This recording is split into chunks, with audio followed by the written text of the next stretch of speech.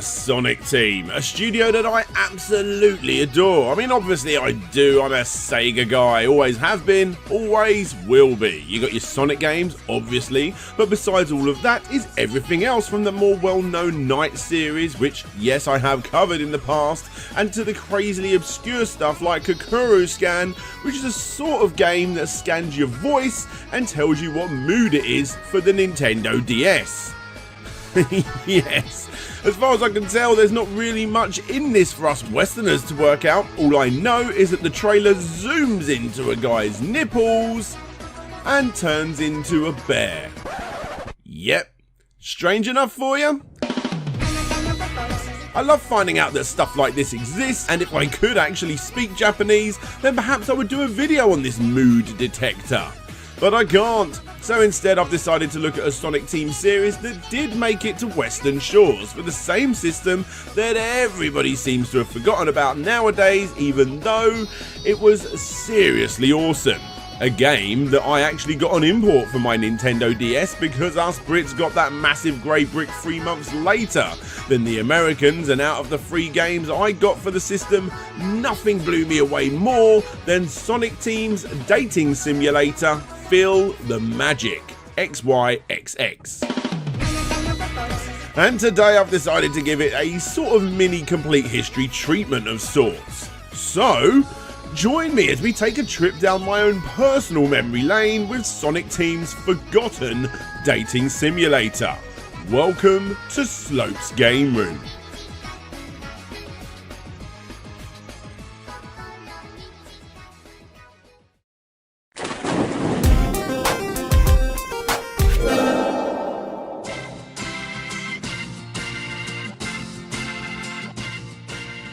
United Game Artists, or UGA for short, was an internal game development studio at SEGA, and if you go back far enough you can find some pretty legendary titles, especially during the Dreamcast era, of games developed by this studio, including stuff like Space Channel 5 and Rez, to name a few. Now the thing with this company is that they made games for the fans. Stuff like Rez and Space Channel 5 are adored by fans, me included. But come on guys, do I really need to tell you that something like this was not a big seller for SEGA? No. Sure, it has the cult following, but sadly the sales were quite average on titles like these. Anyway, when SEGA stopped producing consoles, an internal shift happened within the company, as expected only a few years later, which basically means that UGA sadly got dissolved. Tetsuya Mitsuguchi, the head of UGA, left at this point and started up his own company called Q Entertainment, which are mostly well known for the incredible Lumines series, which just so happens to be the biggest box I own for a tiny Switch game. And whilst all of this was going on, Takuma Yoshinaga and Takashi Yuda merged into Sonic Team, with Yuda-san going on to produce the Sonic Riders series and Yoshinaga-san going off to direct the game that we're here to talk about today, Feel the Magic XYXX, which in Japan is known as Kimi no Tama Nara Shineru, which is loosely translated to I would die for you, or according to a few Japanese translated interviews that I read for the making of this video, if you die, I will die. Okay. To be fair, this game actually went through quite a few different name changes, and Death for You, yet another early name for the game, isn't even the worst. But we'll get to that in a little bit. Yoshinaga-san was tasked with creating this new game for Nintendo's upcoming DS, and one of the main goals was to make it stand out as a launch title for the system. A high-impact title, as they put it, was one of the ways that they planned to stand out, but more importantly was the gameplay and the style. It's pretty standard that when a new console, especially a Nintendo console, gets released, it's going to be packed with new ways to play, and therefore a minigame collection is one of the best ways to show off what it can do. And therefore, that's all this game was to begin with. But minigames are a dime a dozen, so to combat this and to continue on with making this look and feel like absolutely nothing else, it became a love simulator, or a romantic comedy as producer Yujiro Ogawa would insist on categorizing it. So guys, whilst I continue to explain the origins of this weird little game, I think it's best I show you what it's about and try to explain the story.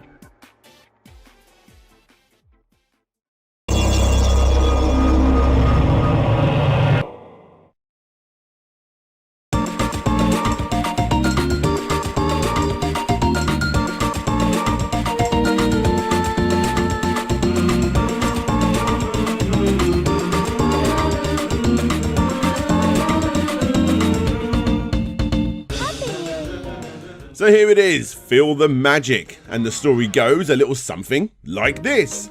In this game you mostly play as the main guy who has instantly fallen in love with the girl who randomly passes by, and one of the rub rabbits, that's this guy for some reason who's watching all of this unfold in a cinema, decides to help him out as the lady in question just doesn't seem all that bothered. Annoyingly, as always the way, ridiculous circumstances rear their ugly head, like the time when the rub rabbits give you a goldfish to give to her as a present, but you accidentally get knocked into by some random passerby who accidentally swallows it. Yeah! I know, it happens to the best of us at least once. Thankfully, this rub rabbit actually advises you on how to get the bloke to chunder up the goldfish using the DS stylus to rub it out of the stranger's stomach. This is absolutely insane, as I'm sure you'll agree, and it's only minigame 1 of 13.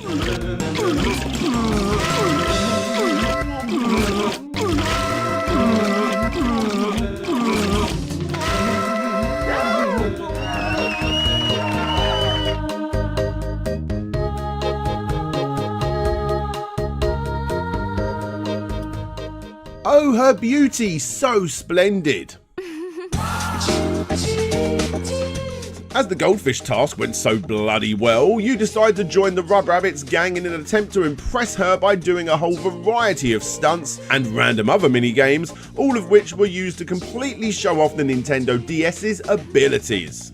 And whilst you look at the crazy lengths that this guy goes through to get with the girl he only just met, let me discuss the development and some of the inside behind the scenes stuff that you may not know about this little game. The term rub and love have an identical pronunciation in Japan, and as the game was pushing the Nintendo's touch, or in this case its rubbing feature, it was chosen for the main characters. And going even further with this point, as you need to rub it in the game, that kinda sounds like rabbit, which is where the rabbits came from. Seriously, not making all of this up. Oh yeah, and those other names that this game went under during its development? Well, there was about 200 to 300 of them, and the main one was obviously Project Rub, as seen here in an interview with Yuji Naka, who was the head of Sonic Team during this game's development but left before it was released. So, here's some of the others.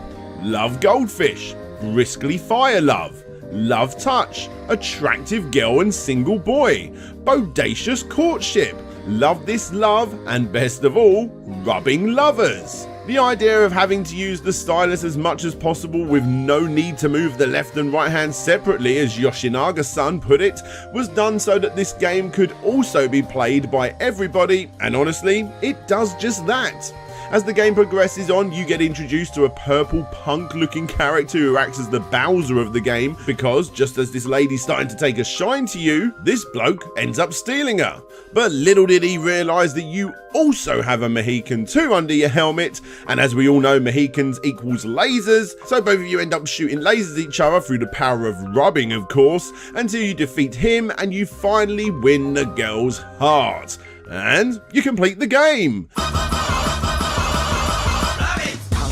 Congratulations, you now get to play all of these minigames with harder difficulties, which is exactly what a game like this was all about in the first place. During this game's release, it actually did pretty well. Obviously, doing something this obscure upon release is never a bad idea due to the limited competition, but with that said, it was going up against WarioWare Touched in Japan, which is a very similar and, honestly, let's face it, a better game, but still, it was a seriously good attempt by SEGA if you ask me. As far as legendary Sonic Team titles go, this one just sadly didn't get the long-lasting appeal that stuff like Choo Choo Rocket, Billy Hatcher, Rystar or Samba de Amigo do, and I don't honestly know why. Heck, this game is far more accessible and sold a crazy amount better than the maraca-wielding ape, but still you got transformed tracks based on him. Why not feel the magic? Regardless, it is a solid game with excellent music and awesome art style, and heck, in Japan at least, it got a small amount of merch too. And the more you unlock in the game, the more you get to actually dress the girl you have been stalking throughout, including the ability to put a big Sonic head on her, which is what we all want in a girlfriend, right?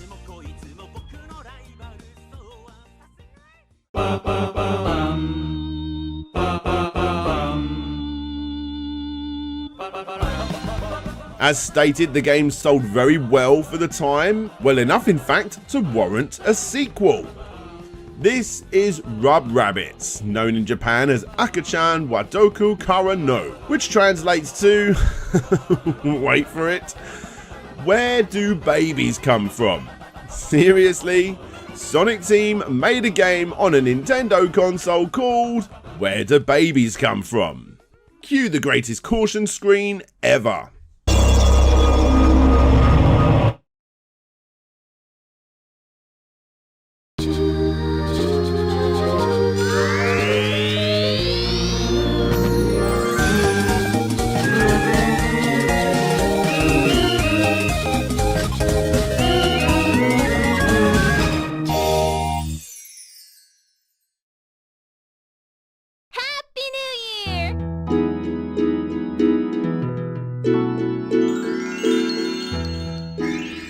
As you can see, the game starts off exactly how the last game starts off, but this time it's not just one guy that falls extremely quickly in love with the main girl, but a whole heap of guys do. And now you gotta compete against them.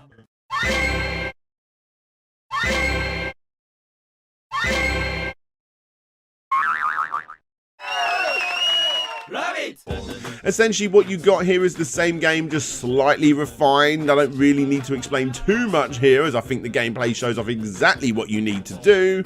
However, the story, which is slightly deeper this time round, because not only are you after the same girl as several other guys are after, but this time it's happened the other way around too, as another girl falls deeply in love with you, but you're not interested, so she convinces the other guys to build robots to defeat you.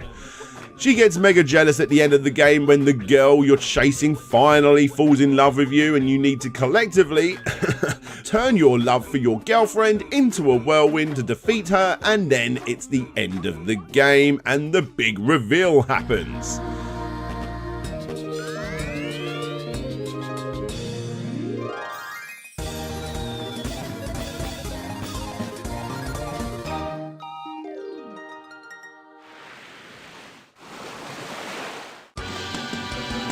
Yep, as this game was a prequel, it turns out that this was actually the birth of the Rub Rabbits.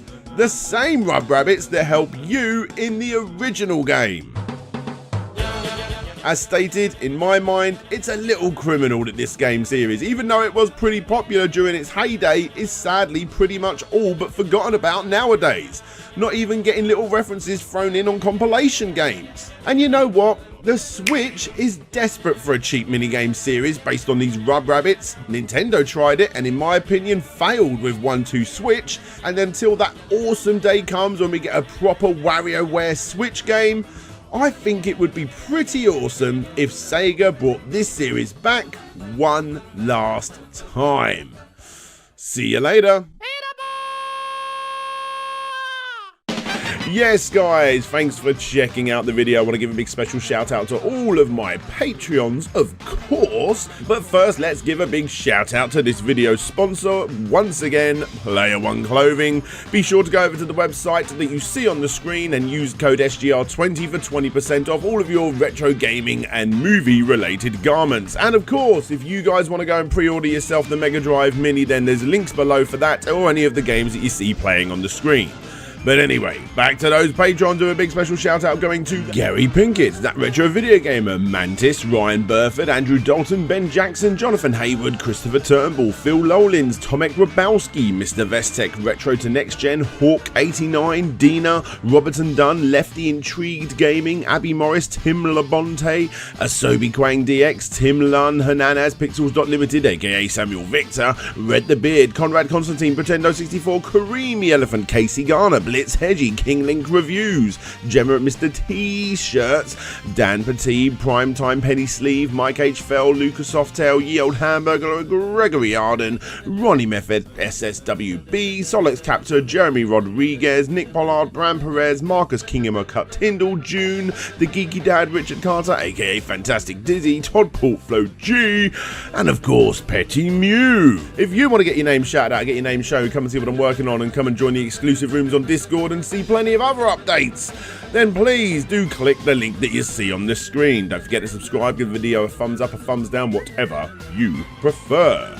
But for now, this is DJ Slope signing out, and hopefully I'll see you all next time.